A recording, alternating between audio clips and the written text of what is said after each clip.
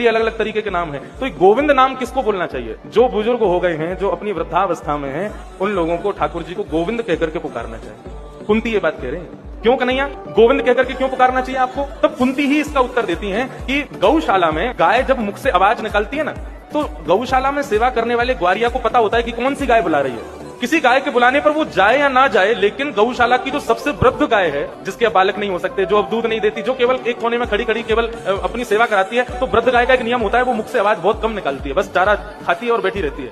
लेकिन यदि कभी वृद्ध गाय बोलती है तो गौशाला का जो ग्वारिया होता है ना, वो तुरंत जाता है, अरे आज ये कैसे बोली।